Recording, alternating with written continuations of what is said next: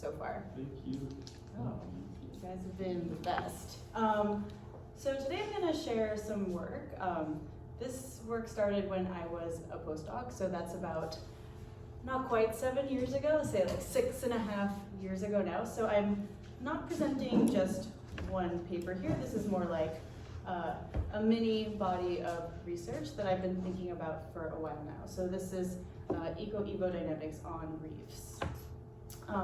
So before we jump in, I just wanted to share a photo I took a long time ago now, in 2012. This is from, there was an international coral reef symposium in Australia, so of course everyone kind of like skipped a day or two to go on the Great Barrier Reef.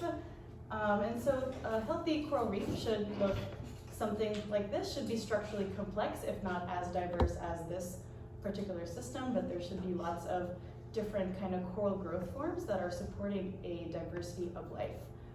And last I checked the kind of count on this, so coral reefs cover about 1% of the ocean floor, but are thought to host about 25% of all marine diversity. And so depending on how you count species, that's hundreds of thousands to millions and millions of species.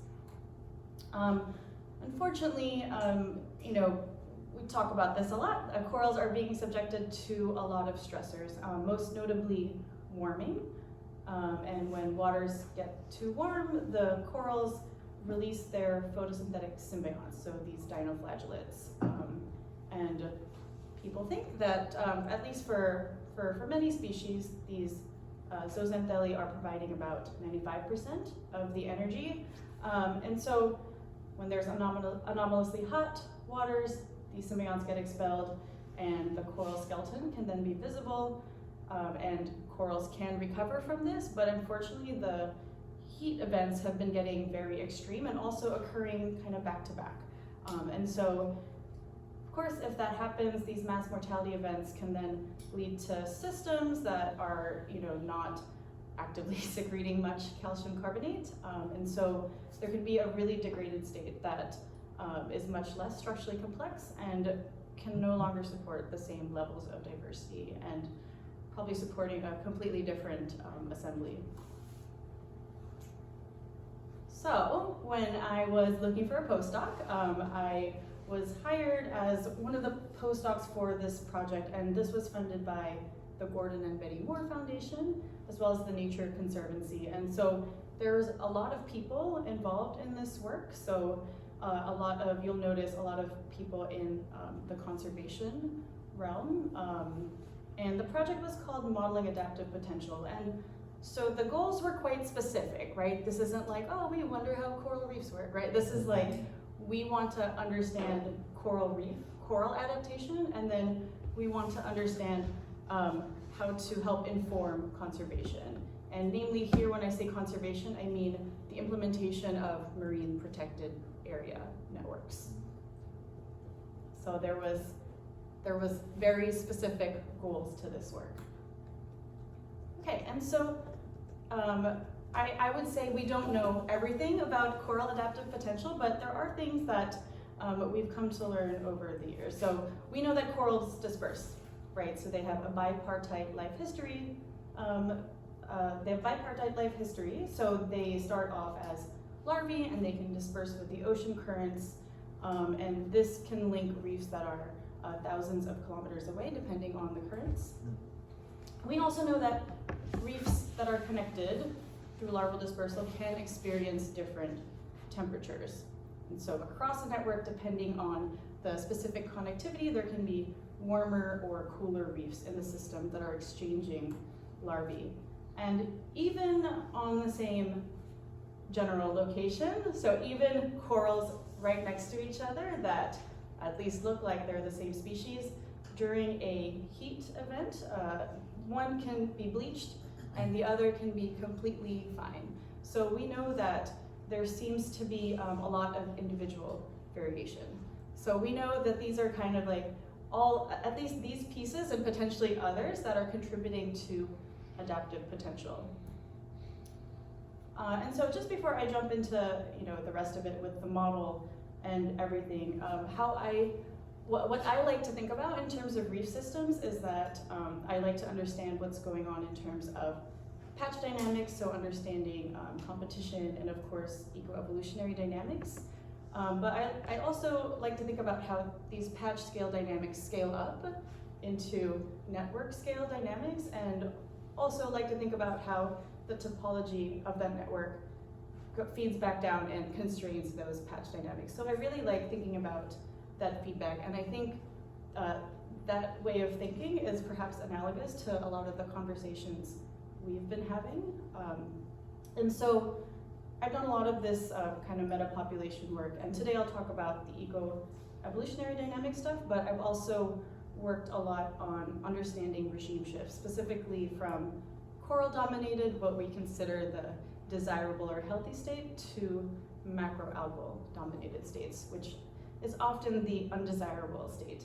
Although here in Hawaii, algae or limu are very, very important culturally, but there's also a lot of invasive algae, but I'm gonna table that for this talk. So the three questions I'm going to answer here, and I'm not gonna go into full detail for each of these questions. Basically, each of these is a paper, and so I'm gonna just show basically key takeaways for each of these. And so for the first thing I'm presenting, that we work on a hypothetical network, so it's not necessarily about corals, we leave it very general, but that's looking at simple network structure and how thermal heterogeneity interact to influence eco-evo.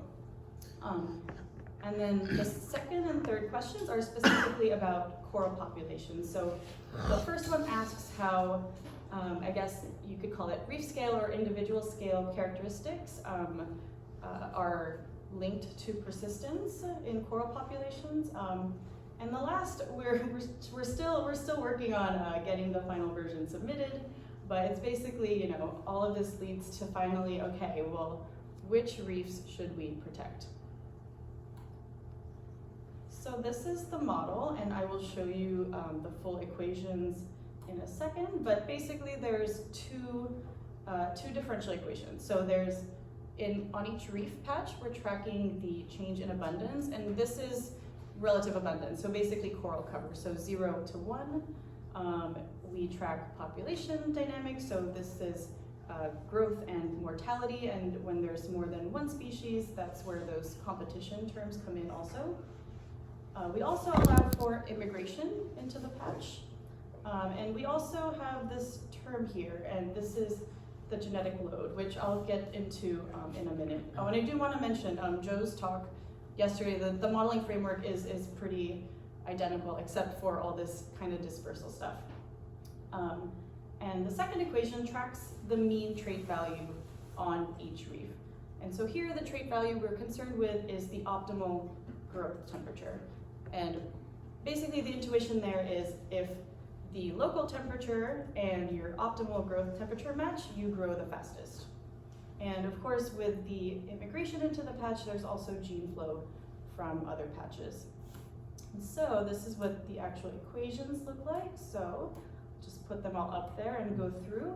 So the population dynamics are coded in this G, which is what we call fitness. And so there's, I don't have my pointer up here, but there's growth R and mortality M. And basically growth is a Gaussian. And so again, it's what I mentioned earlier, where the growth rate is maximum when the optimal trait value matches the local temperature. So here local temperature is in that T, and the trait value is Z, and there's something setting the width, so it's the standard deviation. And then we add this additional mortality. So what we're saying here is that when it's hotter than the optimum, we have more mortality. And that basically takes into account some of these, you can talk about, it's easy to talk about in terms of coral. So for bleaching, for example, and then when you put it together, and sorry, I just free drew that, so it's a little wonky, but basically it's skewed, right?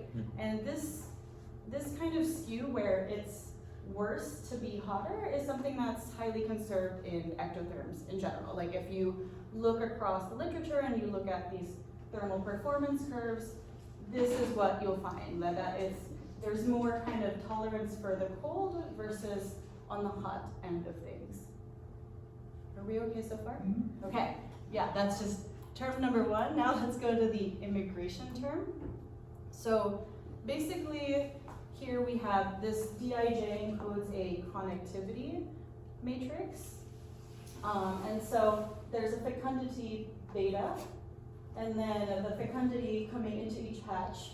Basically each patch is, we're tracking the relative abundance there too in N sub j, and then if you're patch I, they're sending larvae over, depending on the terms in that connectivity matrix. Okay. And then, yeah. Why is it 1 minus n? Oh, sorry, yeah. So at patch J, or patch I, you have a certain amount of free space, right? So you have to then scale the larval settlement by the available space. Okay. Yeah. And yeah, so then there's this V term. So, Yeah, is it always going to be negative? it's so what? 1 minus in I, is it always going to be negative? No, okay, sorry, it's, so it's out of 1. So in a patch, it's like all the relative abundance, so it's always, yeah, I mean, if there was nothing there, it's just 1, right? So then all the larvae, or could potentially cover. Does that make sense? So in I is like the ratio that's covered. Yeah, it's like if your carrying capacity was set to K and you just normalized it that way. Right, it's like, does that make sense? I think it makes sense. Okay. And DII exists where you refer to yourself? Yes. Yeah. Yes, you can retain Yeah. your larvae as well. And LI then is like N, so that term is really a quadratic, winds up being a quadratic. Oh yeah. Yeah. Yeah. Like if So you just had like the one G patch, is, yeah. the G term makes that one a quadratic, so this is also a quadratic. Yes. Yeah, Yes. okay, And yeah, so there's the additive genetic variance, which you could also get by multiplying narrow sense, heritability, and the total phenotypic variance. That's right? Okay. And basically this is a cost for having too high of a V. So if your V is very high, that means that you have many individuals that are far away from that optimum. So this imposes a cost to having it too big. But honestly, in this space I've explored, it doesn't seem to be a huge deal. I think this comes into play if we're talking about, I don't know if it's unrealistic, but I guess it's beyond the ranges that I've seen measured for coral, at least. Are we okay? What? Why you chose additive genetic variance, As opposed to, multiplicative, or like? so this is a quantitative, so I guess we're treating this thermal optimum as a quantitative genetics trait. Yeah, I guess this is a pretty. I'm not familiar. That's the reason. Yeah. No, I also like. Yeah, I guess this is not something I didn't like come up with this like Joan came up with like the virus model or anything like that. I basically modified kind of like a standard quantitative genetics kind of model, and what I guess my main contribution here was the dispersal part and how to think about that directed dispersal as opposed to diffusion, which is what kind of the standard framework would have. Okay. Yeah. So if there is more variation, genetic variation, there is more high increasing in abundance. This is, let's see. So the fitness is like this, right? So this is actually usually negative, I think, unless you're like at the, because a Gaussian, so unless you're like at the tail. So this should be mostly negative. But it's not, again, I don't know, it doesn't really seem to come into play with the parameters I kind of constrain myself with. Yeah. Well, it's just, so it's an interesting feature. Mhm. Yeah, I don't know. Yeah. So that's, but it's NI times that, right? Yes. And I think was your question, Lucas, is that the overall term could be positive or negative? Always. I think it's usually negative. Well, yeah. There's GI. Yeah, because if GI is a Gaussian, sorry, I'm just trying to think of if Which side of it, because the Gaussian would have, which side Well, of the It's yeah, a concavity, exactly, yeah. I guess, yeah, it depends if I'm trying to think when it would get positive, and it would be like, I think it goes to 0 at infinity. Yeah, It's yeah. always negative. yeah, it should be, yeah. Because it's a concavity of it. It's concave down. Yeah, it's almost. Yeah, so this should be, Mhm, yeah. And, so the term is negative. Yes, the term, yes. So the higher the variance in the population, the lower the abundance. But Yes. people don't say the diversity increases abundance. Well, I guess so what this is, and I don't know, it's kind of a minor part of the problem, right? Because actually, and you'll see this in the following equation for the trait. This kind of is a small cost to pay, like at the end of the day. It's not like critique, I just Yeah. because first time I've seen so. No, I also, yeah, I'm like, do I need this? I don't know.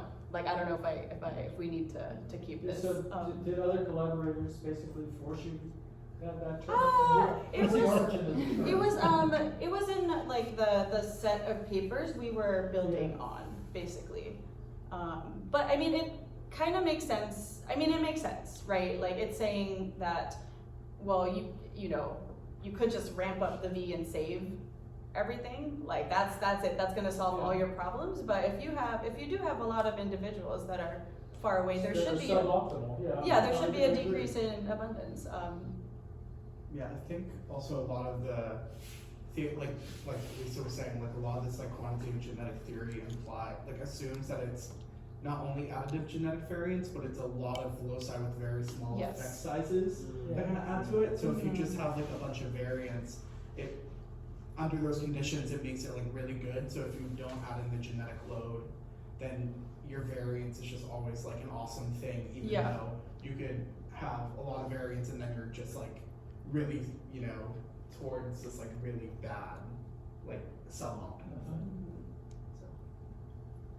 But yeah, that is one of it's one of the pieces that I don't know if there but I think there needs to be a trade-off in that V somewhere, right? And whether or not it's here, Yeah, but then what's it's a little puzzling then, but NI is a scalar for location I. It's the Yes. percent cover. yes. And but if you're gonna have this kind of Z, I would have expected a distribution so that at each point I there would be a distribution. It depends how you do the quadratic, but Yeah, the V is static. I mean, it's the point that Joe brought up yesterday, right? It's I guess the assumption is at certain scales of things you can think of, there's processes that are reducing V, but also that are increasing it, and on balance we are just modeling it as this static thing. So the additive genetic variance part is basically more than the many locus small effect thing. It is, so you think of a trait as a sum of its genetic component versus plus the environmental component. That plus is what makes it additive. And then now you assume that there are processes which maintains the trait distribution as a Gaussian. So you always assume that there is this main trait and then there is this variance which doesn't change. So mutation selection balance always maintains that variance. So all these assumptions give you this additive. That is the additive genetic. There is no multiplicative equivalent. yeah, okay. And of course that's evaluated at C equals EI, so it's still a number. Yeah. Yeah, it's a trait. distribution, okay, yeah. But the genetic load part, I have actually not seen it. So I've seen this term, this type of term Yeah. pop up in the evolutionary part, but in the population dynamics, the abundance part, I have not seen it pop up. Yeah. It might possibly, I don't know, from not getting a deep read, maybe I was trying to say something like to have an optimal load is the cost of having maintaining the genetic machinery. Mhm.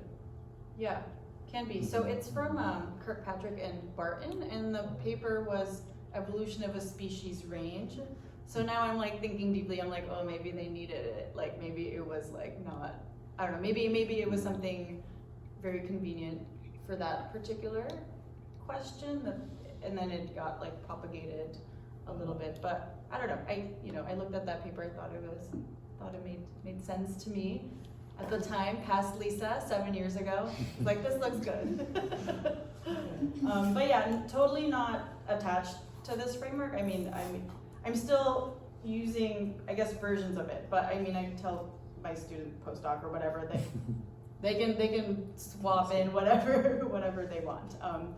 But so for the second equation, so we have the change in mean trait value, and so first I want to show the gene flow. So this is a larval pool kind of model. So I imagine I'm at patch I, and then dispersal happens, and there's a cloud of larvae, and they have their trait values. So we take that all together, and then we scale it. That Li over Ni is basically the proportion. Here we go. It's the fraction of the population that are immigrants. And then again, there's that free space kind of term.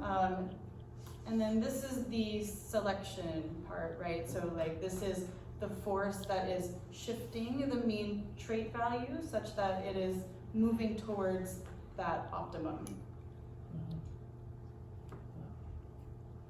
Okay, yeah.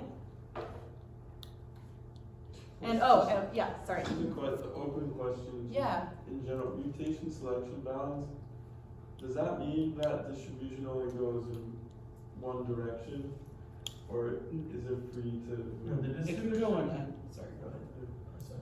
I was just gonna say, it can go in, it always moves in the direction of the optimum, because what ends up happening, right, is if you have some like Gaussian trait and if you have a Gaussian, you take the derivative, you get like upfront this like optimal minus current trait type thing. So then if your optimal trait is greater than your current mean trait, it's positive, so you move towards the optimum. But if your optimum trait is, if your optimum trait is less than the current mean trait, then it's negative, so you're still moving towards the optimum, which is in the other, right? You're always moving towards the optimum, so it allows you to move in either direction.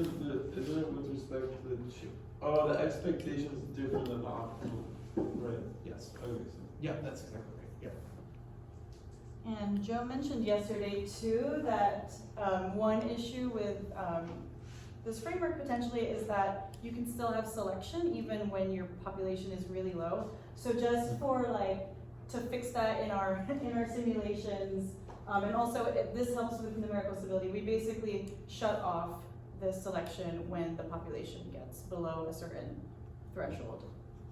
So yeah, I guess good for logic and for computational efficiency. And do you mind just briefly explaining your choice in the max 0 and then the 1 minus part? What is the Yeah. yeah. Yeah, because if the max is n min, you just get 0, right? The max is right, but if it's just, oh, I see, we're working on the denominator. That's sorry. So if it's taking 2 times the current population or the minimum, and we set the minimum super low.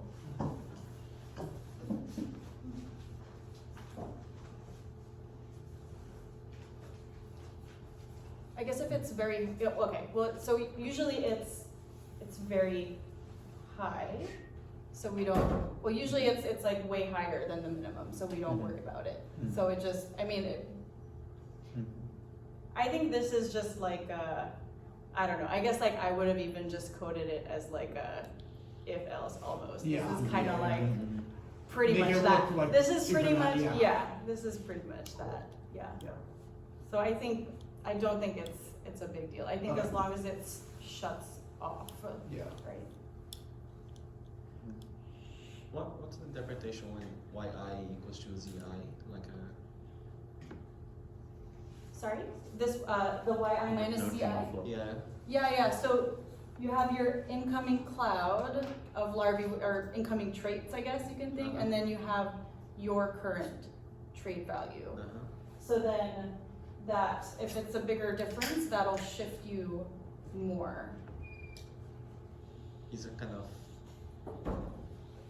I'm getting traits from Yeah, so it's like, you know, you can think of it as like, I'm adapted to 30 degrees and the mean of my larval cloud is adapted to, I don't know, 20 degrees or something. it's kind of like he's getting symbionts, let's say, from that cloud and shifting So the traits. I don't know if it's, I mean, we can discuss that. So this is like, I don't know, I guess I would think of it as just like the coral animal or something, or whether you can think of it as the holobiont. I mean, it doesn't say anything about that. It's just all like one lump thing. Uh-huh.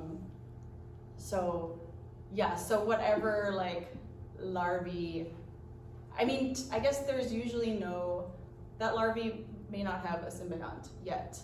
And actually now as I'm talking, I'm like, ooh, when do the broadcast spawners get the symbiont? So yeah, maybe we'll look into that. I guess I wasn't thinking about that interaction or anything. So if yi is equals xi, they're the same trait, right? So there's no change. Yeah. But there is still selection. Can be. Well, so there's like a temperature change here. If your temperature was just constant, then none of this is, like you're just kind of hanging out, you're at your optimum, you're just constant then. But I guess the point of all this is that we're ramping up the temperature and then seeing if they can keep up, basically.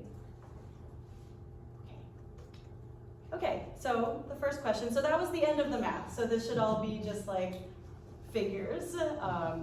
So for the first study, we had this hypothetical network, basically 20 patches along a temperature gradient, so there were cooler and hotter patches. And the main difference here, how we were defining regular and random, was whether you were connected to environments with similar temperature or not. Or you could have these, we were calling these connectivity shortcuts. Maybe you had like a really warm to a really cold connection also. So 20 patches, 4 connections. We ran them at constant temperature first, then we had a temperature increase scenario. And this was kind of the main takeaway of this paper, is that random networks could lead to gene swamping, especially in hotter patches. So I'm going to show you relative abundance over time. So each line is a single patch, and they're colored by the relative temperature. So blue were cooler, and the orangey red were warmer. So in the regular network, the abundance kind of all decreased, and then once the temperature stabilized, they bounced back up. But in the random network, when you had these long distance connections, what you see is that the hot patches declined mostly, and the cold patches actually, they maintained their cover and then stabilized to relatively high. And we can explain what's going on by looking at what happened to the trait values. So the faded lines are the actual temperatures we simulated. And so for the regular network, you'll see that the trait value, the mean trait value at each patch, pretty much lined up with the temperature experienced, right? It was able to keep up. But then if we look at what happened in the random network, we can better understand what happened up top. And it's basically that when you had warm adapted larvae arriving into a cooler patch, that gave them an advantage, and then the cold patch abundance increased, and then that went out to the rest of the network and led to this, what we're calling gene swamping, like a signature of it, right? So it dragged down the trait values in the warmer patches. And so those patches, the trait value then was not at was way below, right? Way below optimal. And so that impacted the final abundance. Is that okay? Yeah. What were you setting in these simulations? Like, what did dispersal look like? Yeah, so they all had the same, so they were all each connected to 4, and it was all the same, plus themselves. Okay. Yeah, so that was it. Like, could have varied a lot of stuff, but just Yeah, even but- this was like, what's I was gonna say this yeah. is a lot, but it's also interesting in the sense of like there's that classic like population ecology principle that like you don't want to disperse more than half of what you have in like a 2-patch system of source and sink, because then you're like constantly like.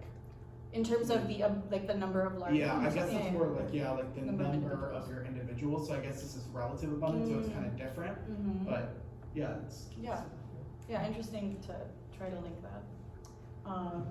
Yeah. Yeah, I'm just wondering how sensitive these resources